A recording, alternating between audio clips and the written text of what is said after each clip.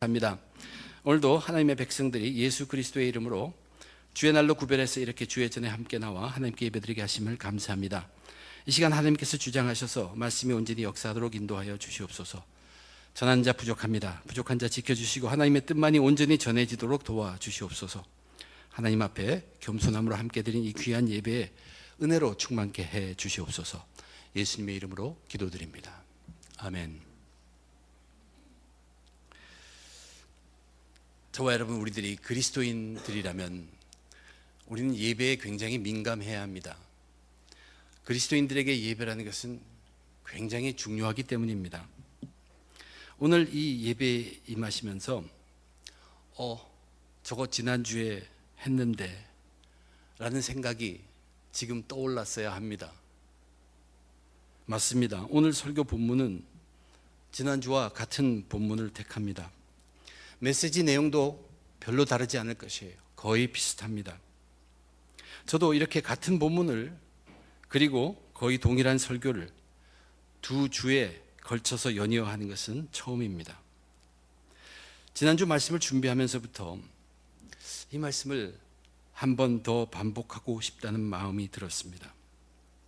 하나님께서 계속해서 이것이 얼마나 중요한 것인가를 저 자신에게 얘기해 주실 뿐만 아니라 가능하다면 한 번 더 강조하라는 그러한 마음을 주셨습니다. 말씀을 또 한 번 새겨보겠다는 말씀에서 그런 생각에서 오늘 같은 본문을 대합니다. 이 오늘 본문은 그 배경이 뭐냐면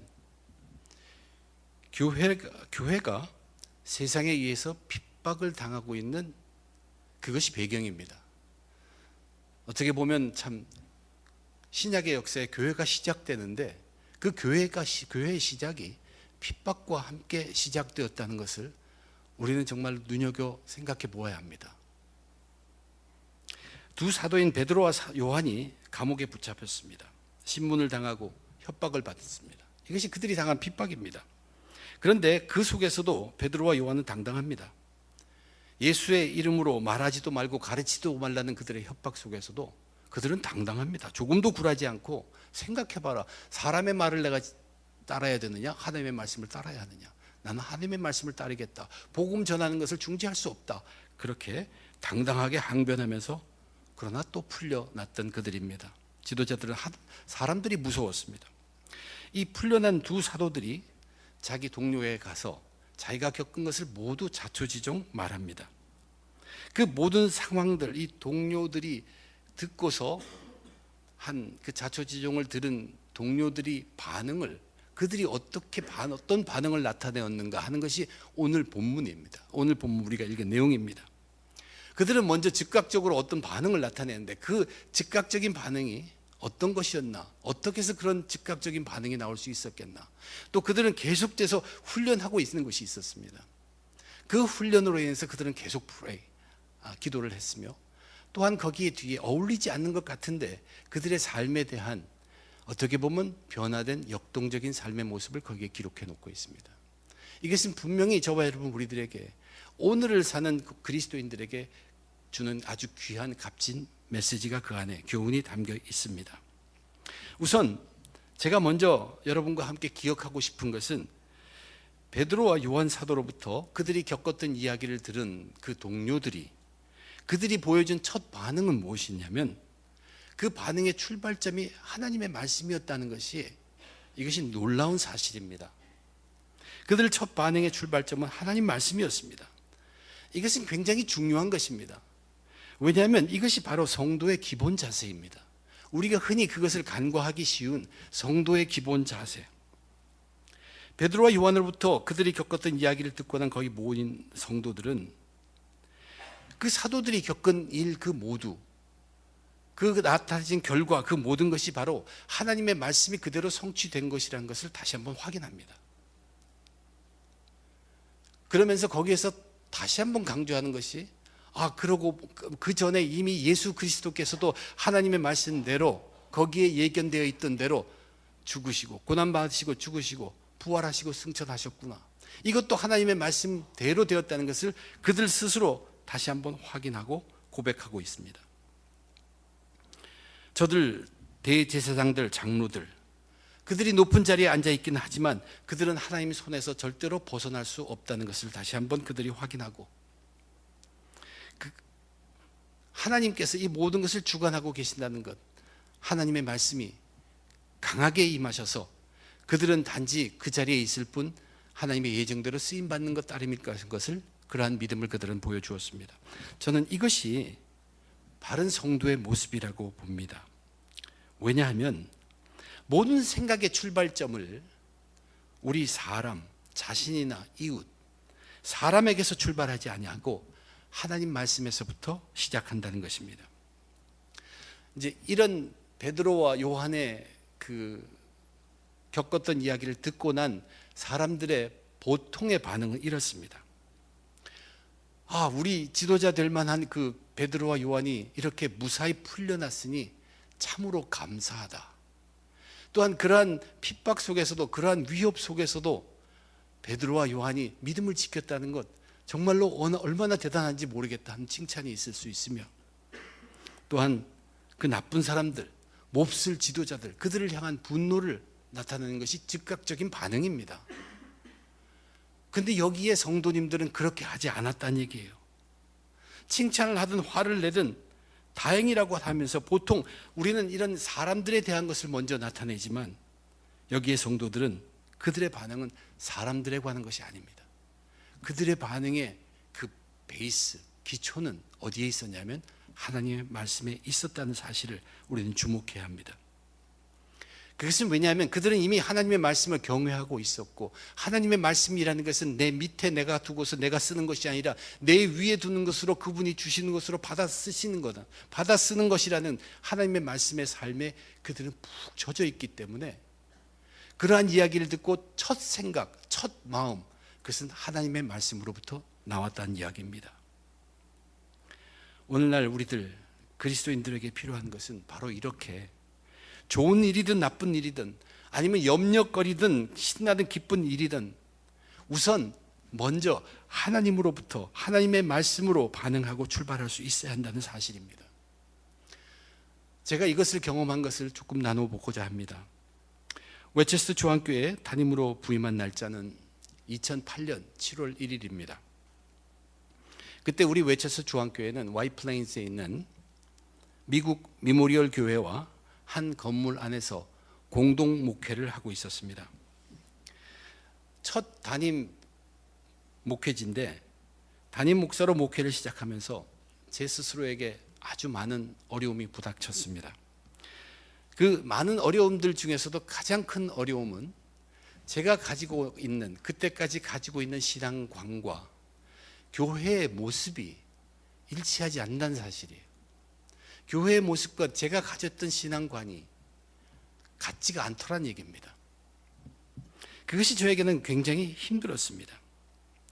당시 미국 교회인 미모리얼 교회는 성소수자들, 동성애자들, 그들을 감싸주고 인정하고 그들을 환영하는 그러한 목회를 하고 있었습니다.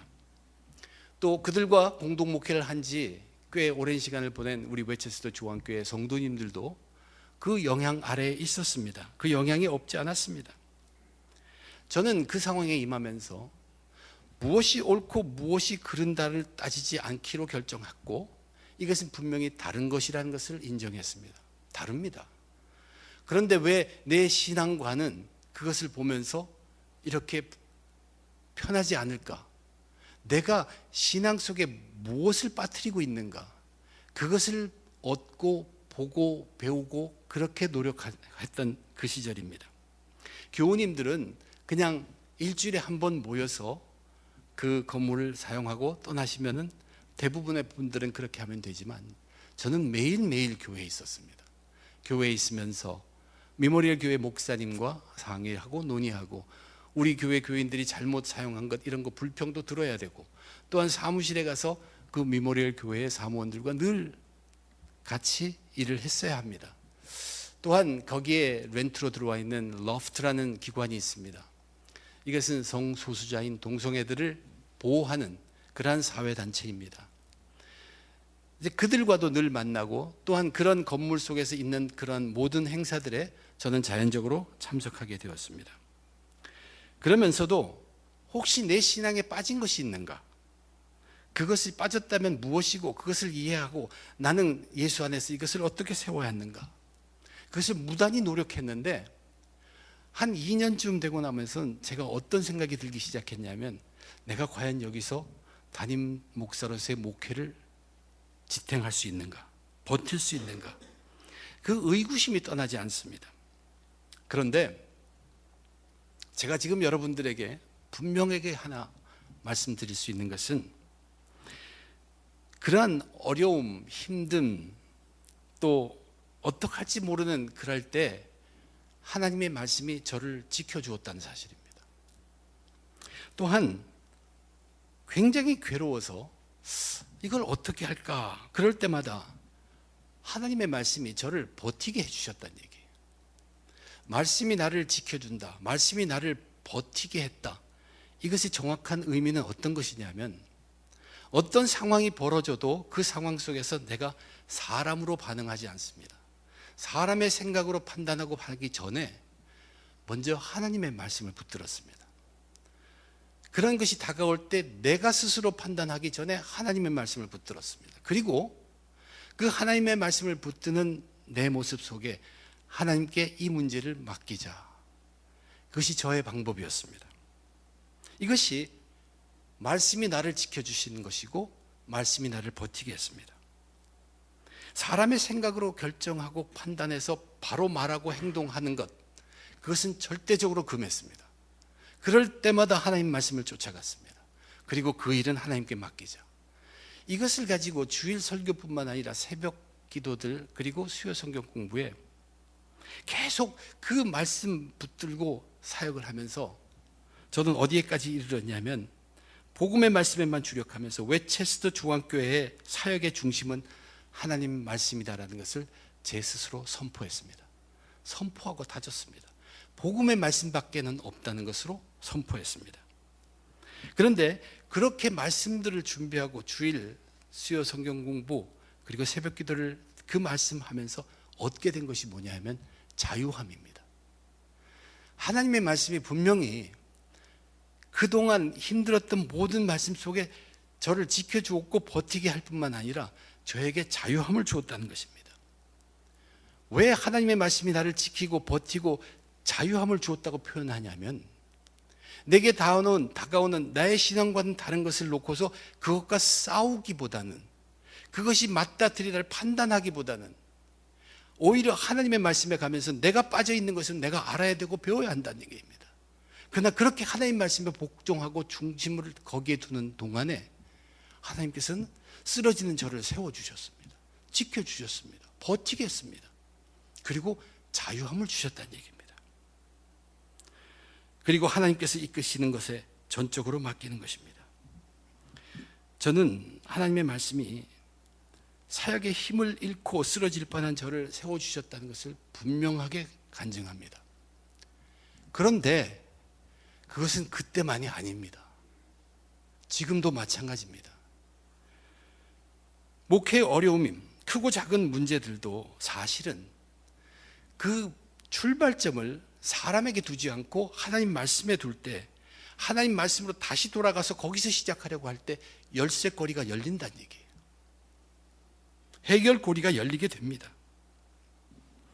주의 성도님들도 우리도 인간이기 때문에 사람의 말이나 사람의 생각을 무시할 수는 없습니다. 존중해야 합니다. 그러나 그에 앞서서 먼저 하나님 말씀으로부터 자신의 생각과 마음을 출발시켜야 합니다. 그것을 다 수용하면서도 하나님의 말씀과 하나님의 말씀 안에서 자기의 생각과 마음을 그 말씀과 곁들여 출발할 수 있어야 한다는 얘기입니다. 그럴 때 우리는 정말로 하나님의 말씀이 능력이 있다는 것을 반드시 체험하게 될 것입니다. 저는 이 체험을 굉장히 중요한 것이라고 생각합니다. 지금 미국에 있는 많은 교회들이 동성애의 문제를 놓고서 뜨겁게 대립하고 있습니다. 우리 웨체스터 중앙교회가 속해 있는 미 연합 감리교회도 마찬가지입니다. 특별히 이 미국에 있는 한인 교회들에게 이 동성애 문제는 굉장히 민감한 사안입니다. 우리 연합감리교회 내 한인교회들이 이 문제를 놓고 좀 긴급하게 상의해보자 하면서 온 목사님들에게 그 공문을 보낸 것이 지금으로부터 한 1년 반 전입니다. 2017년 6월 말 6월 26일부터 28일까지 2박 3일 동안 시카고에서 있던 그 모임입니다. 저는 그런 모임에 특별히 초청을 받거나 그런 사람이 아닌데 그 모임이 있다는 그 공고를 받는 순간에 제가 반드시 참여해야겠다는 마음이 불뚝 들었어요.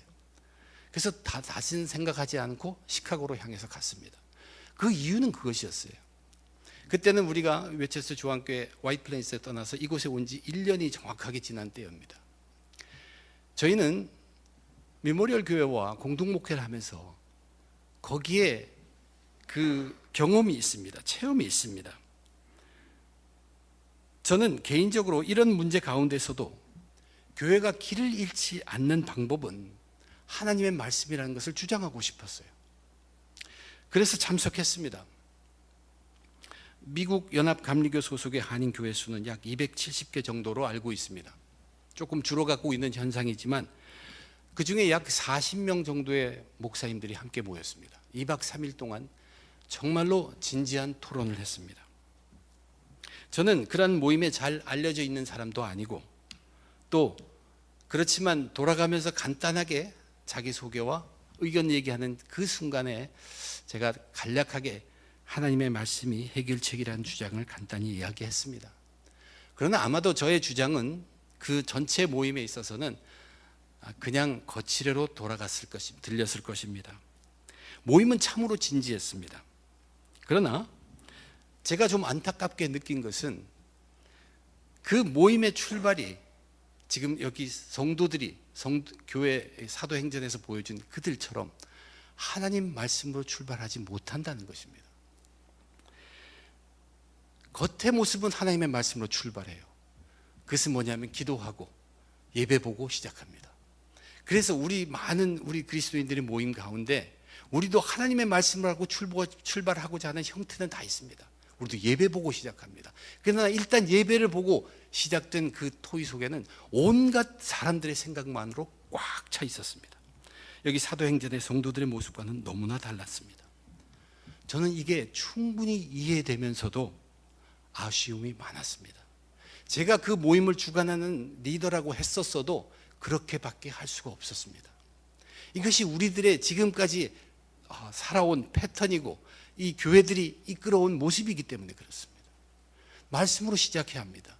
어떤 안이 있으면 그것을 거기에 대해서 사람의 생각이나 사람의 마음이 들어가기 앞서서 하나님 말씀으로 채우고 그 안에서 볼 수 있는 눈을 그 길을 열어야 하는데 우리가 너무 급합니다. 우리가 살고자 하기 때문에 형식은 취합니다.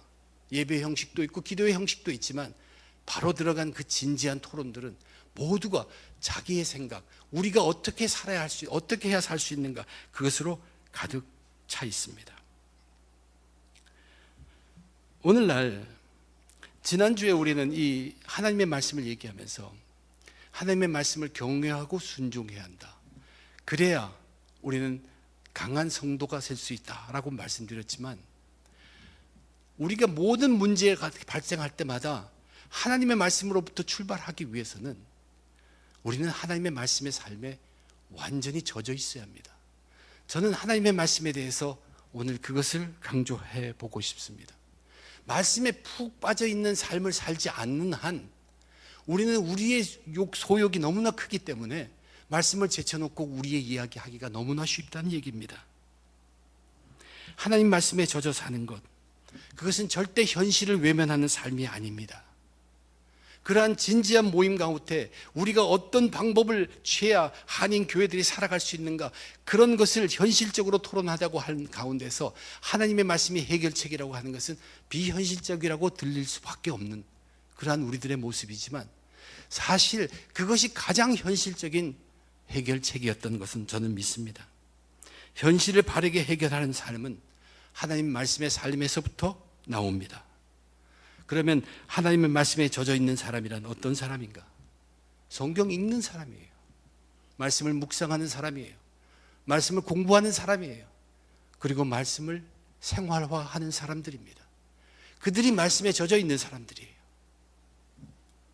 무슨 문제든 하나님 말씀으로부터 시작하기 위해서는 말씀에 젖어 있어야 하는데, 사도행전의 이 성도님들은 하나님 말씀에 젖어 있어서 베드로와 요한이 겪은 핍박이 단지 사람들 그 둘만을 핍박한 것이 아니라는 것을 바로 그들은 깨닫게 됩니다. 이것은 사람에 대한 핍박이 아니라 복음에 대한 핍박이라는 것을 그들은 깨달았습니다. 또한 이것은 유대 지도자들의 핍박만이 아니라 세상이 교회를 핍박한다는 것을 그들은 알았다는 얘기입니다. 그래서 그 복음이 세상으로부터 핍박을 당하고 있는데, 자기들은 핍박받고 있는 복음이 자기들의 생명과 같은 것이기 때문에 지도자들의 핍박이나 세상의 핍박은 자기들을 핍박하는 것이라고 그들은 이해하고 깨달았습니다. 그래서 이제 그들이 무엇을 하기 시작합니까? 기도하기 시작합니다. 하나님으로부터 도움을 구합니다. 성령님이 도와주시기를 바랍니다. 그런데 그것이 그 오늘 본문의 가운데 쪽에 있는 그들이 기도하는데 기도의 요점은 뭡니까? 그들이 간구에 기하고 있는 요점은 무엇입니까? 담대함입니다. 담대함, 용기, 그것을 구하고 있습니다. 담대히 하나님 말씀을 전하게 하여 주시오며, 그것이 기도의 중심이었어요. 근데 결과가 어떻게 되었다고 기록합니까? 담대히 하나님 말씀을 전하니라. 그렇게 되었죠. 그들은 담대함을 얻었죠. 이들은 어려움 앞에서 물러서지 않게 해달라고 기도한 것입니다. 그리고 물러서지 않았습니다. 자기들이 살 길을 구한 기도가 아닙니다. 하나님의 뜻을 위해서 죽을 길을 가고자 각오한 그러한 기도였습니다. 편하게 살기 위한 기도도 아니었고, 살기 위한 기도가 아니라 죽을 길일지언정 하나님 나라와 복음을 위한 길을 갈 수 있도록 그들은 기도했던 것입니다. 이것이 사실 비현실적으로 들릴 수 있습니다. 그러나 이것이 바로 현실을 하나님께 의지하는 참으로 현실적인 기도입니다. 이런 기도로 하나님께 매달리는 자의 삶 속에 하나님께서는 손을 내밀어 주시면서 치유하신다고 하셨어요. 이렇게 매달린 사람이 예수 그리스도의 이름으로 부르짖을 때 표적과 기사가 나타난다고 성경은 말합니다. 그것이 현실입니다. 우리가 훈련되지 않으면 무서울 때는 자기 방어를 할 수밖에 없습니다. 그래서 기도가 온통 자기 중심으로 되어버립니다. 그러나 계속적으로 훈련이 되어서 결과를 맛본 사람은 자동적으로 자기를 떠나서 하나님 나라를 위한 기도를 하게 됩니다. 그것은 훈련의 결과입니다. 그렇다면 끊임없이 계속되어야 할 기도의 훈련은 무엇입니까? 지난주에는 모든 겸손이라고 했죠. 자기 자신을 벗어버리는 것이에요. 자기에게서 해방되는 것이고 자기 자신을 벗는 것입니다. 죄만 남아있는 자신을 하나님 앞에 무릎 꿇고 고백하는 것입니다. 사실 한인교회들은 지금 살기 위해서 그 길을 마련하느라고 분주합니다.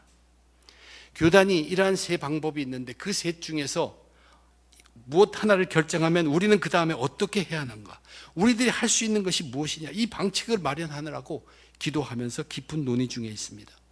물론 그런 준비도 절대적으로 필요합니다. 그런데 기도하며 논의한다고 하지만 그들의 기도 속에, 우리의 기도 속에, 저도 그 중에 한 부분입니다. 그 우리의 기도 속에는 무엇을 위한 기도인지 힘 있는 기도를 할 수 없는 상황에 있다는 것입니다. 왜냐하면 기도의 훈련이 그렇게 되어 있지 않았기 때문입니다. 저는 이렇게 봅니다. 왜 우리들의 기도의 훈련이 그런 데 되어 있지 않느냐? 40년 역사의 이민교회 속에 우리가 기도할 때 항상 기도의 목표는 부흥이었습니다. 부흥하기 위해서, 발전하기 위해서 기도하는 것입니다. 어쨌든 부흥시켜달라고. 아닙니다. 우리는 때로는 회개했습니다. 우리의 죄를 회개했습니다. 회개의 기도를 했지만 회개한 이유가 뭡니까? 회개해서 부흥하기 위한, 부흥을 목적으로 한 기도입니다. 거기에만 훈련이 되었으면 그것은 문제입니다. 왜 오늘날에 뚜렷한 기도의 제목도 잡을 수 없으며, 또한 왜 우리가 힘있게 기도하지 못하냐 하면, 현실적으로 보아도 모든 목사님들이 다 보수적인 그런 것도 아닙니다. 한인 목사님이라고 다 보수적이지도 않고, 한 교회 내, 우리 교회만 해도 이 교회 내에 모두가 다 보수적이지 않습니다. 진보 성향을 가진 성도들이 반드시 있습니다. 교회라는 것은 그런 분들을 다 품고 가는 곳입니다. 그렇게 품고 가면서도 우리는 강하게 주장할 수 있는 기도의 모임이, 기도의 중심이 있어야 합니다. 교회가 죽을지언정 교회가 교회로서 임무를 지키는데 담대하게 노력할 수 있도록 우리는 과감하게 기도해야 합니다. 그러한 기도 제목이 세워져야 한다는 얘기입니다. 교회가 교회로서 임무를 수행하는데 그거 하느라고 세상의 핍박으로 죽어간다면 그 교회는 하늘 문이 열려있는, 천국 문이 열려있는 교회입니다. 세상 때 묻은 교회가 되어서는 안 됩니다. 교회도 계속 벗어야 합니다. 교회도 계속 씻겨야 합니다. 교회 속에 죄를 이해하고 십자가를 세워야 한다는 것이, 예수 보혈의 피가 계속 교회 속에 있어야 합니다. 하나님 말씀과 주의 성령으로 계속적으로 예수 피로 인한 씻음이 교회에 있어야 합니다. 십자가가 있어야 합니다. 죄의 말씀이 선포되어야 합니다. 천국을 위해서, 영생을 위해서, 구원을 위해서 그렇게 해야 합니다. 하나님의 능력의 손을 믿고 예수 이름의 역사함을 믿는 믿음으로 교회는 자기 몫을 담당하고 있어야 합니다. 계속되는 노력, 훈련, 하나님의 말씀과 주의 성령을 통한 훈련이 쉬어서는 안 됩니다. 그래서 첫사랑을 식어버리는 그러한 교회가 되어서도 안 되고, 뜨뜻미징한 교회가 되어서도 안 되며, 교회는 하늘문, 천국문이 열려있는 그런 교회가 되어야 합니다.